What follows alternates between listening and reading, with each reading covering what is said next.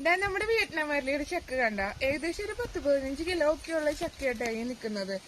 സാധാരണ ഈ വിയറ്റ്നാം വരലിയുടെ പ്ലാവില് ഇത്രയ്ക്ക് പോകുന്ന ചക്കകളൊന്നും ഉണ്ടാവാറില്ല. നമുക്ക് ഇത്രയും വലുത് കിട്ടിയതിന്റെ കാരണം എന്ന് പറഞ്ഞു കഴിഞ്ഞാൽ നമ്മൾ ഈ ഒരു പ്ലാവില് ഒരു 3-4 ചക്കകളൊക്കെ മാത്രമേ നിർത്താറുള്ളൂ. ഇതിലിതാ മുകളിലായിട്ട് ഒരു ചക്ക നമ്മൾ നിർത്തിയിട്ടുണ്ടായിരുന്നു. അതുപോലെ തന്നെ ഈ താഴെ ഇതൊരു ചക്ക നിർത്തി, ഈ ഒരു കമ്പിൽ ഒരു ചക്ക നിർത്തി. അങ്ങനെ 3 ചക്ക നിർത്തി കഴിഞ്ഞിട്ട് ബാക്കി ചക്കയൊക്കെ നമ്മൾ കട്ട് ചെയ്ത് കളഞ്ഞു.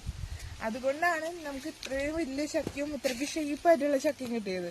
കൂടുതൽ ചക്ക നിർത്തുക എന്നുണ്ടെങ്കിൽ നമുക്ക് കാര്യമായിട്ടുള്ള ഷേപ്പും അതുപോലെ തന്നെ വലിപ്പവും ഒന്നും അങ്ങനെ ഉണ്ടാവാറില്ല. അപ്പൊ നമുക്ക് ഈ ഒരു ചക്ക ഇട്ട് നോക്കിയാലോ. ഇത് ചെറിയ രീതിയിൽ സ്മെല്ലൊക്കെ വരുന്നുണ്ട്. അപ്പൊ പഴുത്ത് കഴിഞ്ഞതിന് നല്ല മണമാണ്. അപ്പൊ ഞങ്ങള് ഈ ഒരു ചക്ക ഇട്ട് കഴിഞ്ഞിട്ട് ഇത് നമുക്ക് എത്രത്തോളം വെയിറ്റ് ഉണ്ടെന്ന് നോക്കാം. ഞാൻ പറഞ്ഞ മാതിരി തന്നെ ഒരു 16 കിലോയോളം നമുക്ക് ഈ ഒരു ചക്ക വെയിറ്റ് ഉണ്ട് കേട്ടാ.